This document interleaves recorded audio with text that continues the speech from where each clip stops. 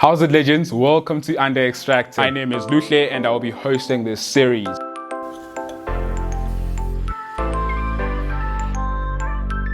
What we essentially trying to achieve with this series is to put out educational content for you legends, our wholesale partners, the cafe baristas, your home baristas, and the general audience that's just looking to start making espresso.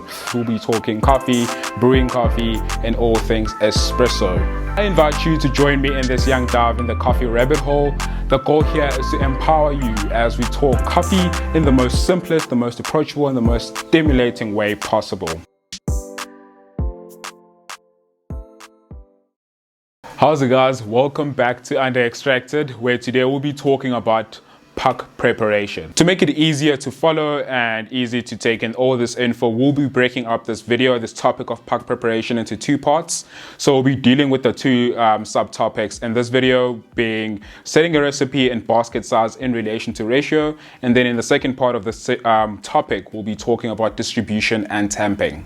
So guys, puck preparation is essentially everything that you do before you go into the machine and start brewing your espresso. So it's a very important part into getting that sweet, balanced, and delicious espresso that we talk about quite a lot.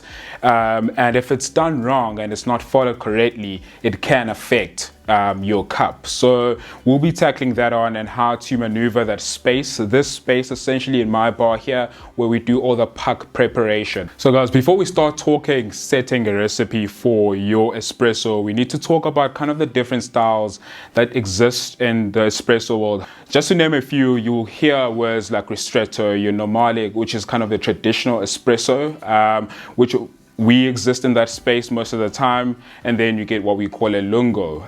So those are styles of espresso, and they're all about different kind of ratios. Ratio referring to the coffee to water ratio.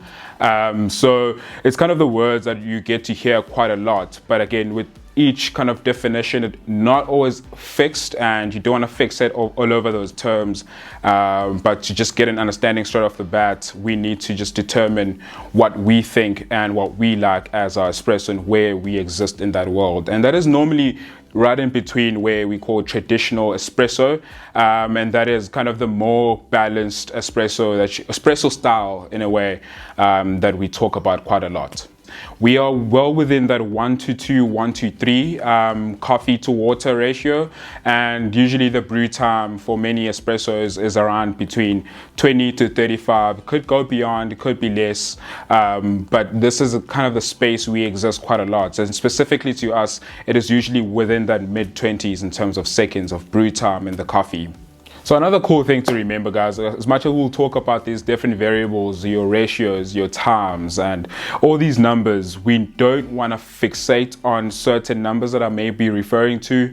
We always play around, we experiment each time, and the idea here, the principle here is just finding the best tasting espresso. So whether you find it outside the ratio that you may be used to have been told is the best one, the idea is to play around, find out what works for you and what works for that specific coffee especially, and then we'll take it from there.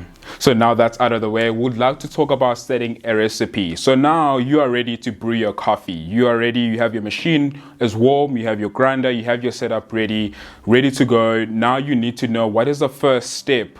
What do you do before you start grinding that coffee in your hopper on your grinder? So the idea behind brewing espresso is that you're taking an unprocessed product, which is your coffee beans. It's not ready to be consumed to a beverage. So that step that you take from there is you ask ourselves, what do we do? Where do we start? And the starting point that I normally say, obviously, is setting a recipe.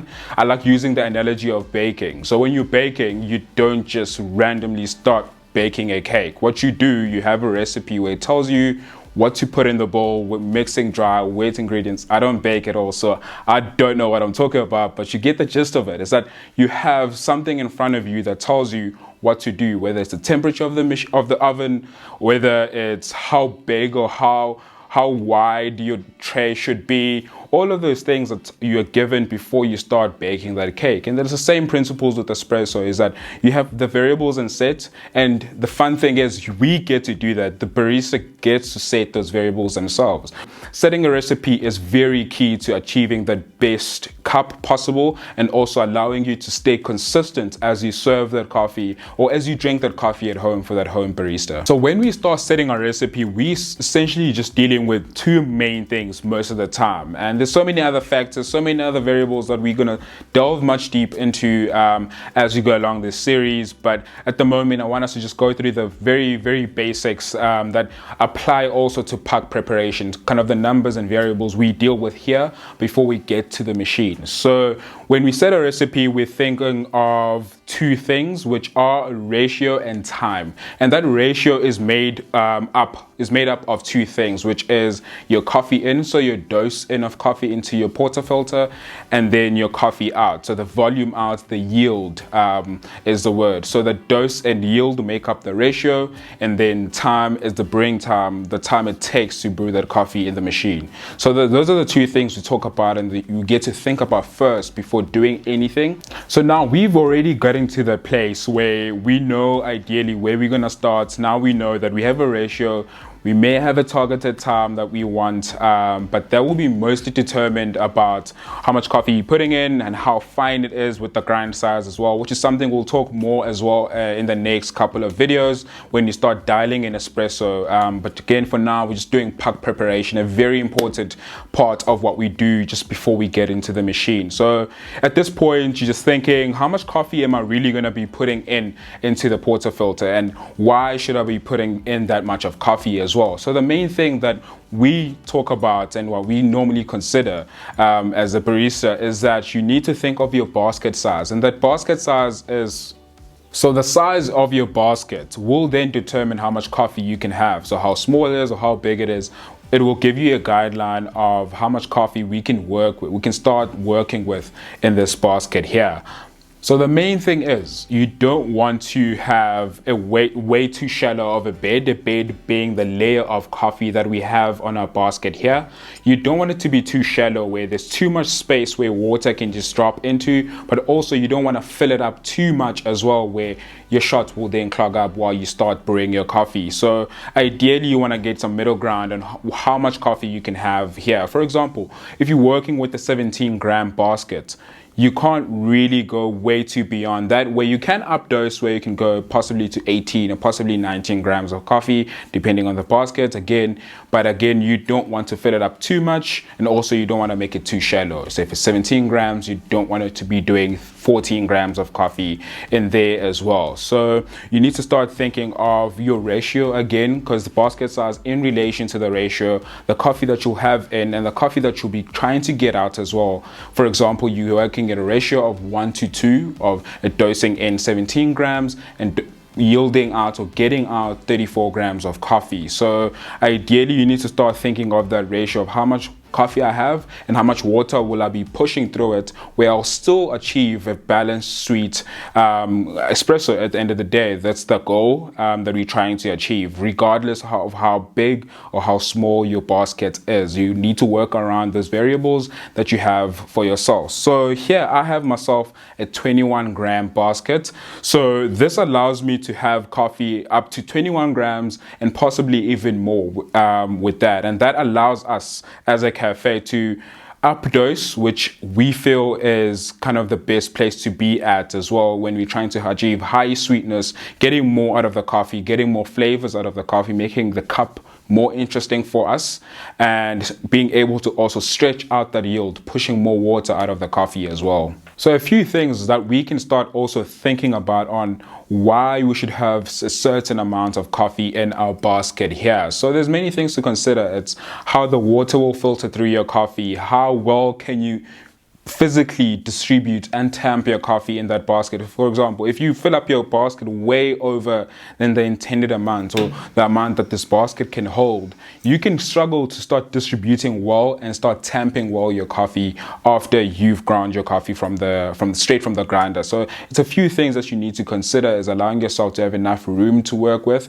but also not compromising on the amount of coffee you can have in your basket where you can't really get more out of the coffee. So it's just a few things that we consider as baristas on why we have certain amounts of coffee in our basket. When you've been at that point where you know how much coffee you could possibly fit, you can start setting constant numbers. So you know, I can have a constant number of my dose in with an idea of how much coffee I can pull out of that as well. So you can possibly say, I want a 1:2 ratio. I have a 17-gram basket. I put 17 grams of coffee in there. I distribute well. I tamp my coffee, and I start brewing my coffee and getting a yield of 34 out. We taste our espresso. We see where we are at. Are we happy with how the coffee tastes? Can we possibly stretch it out? Could we tighten as well? Which is another point that when it refers to the smaller basket sizes, that we want to tap as much potential. We want to tap as much potential as we can with the coffees that we have at hand, especially with the good coffees that we're working with. So we are now very comfortable where we can start with setting our recipe. We know where we can be in terms of how much coffee in and how much coffee out. We've set a recipe. We've essentially set a recipe in our ratio that we're going to start working with. Lovely guys, that's pretty much it for today's video. This is the first part of 2 videos with this pug preparation series. I hope you guys enjoyed the video, and thanks so much for watching. Stay tuned for the next video on this, and don't forget to like, comment and subscribe.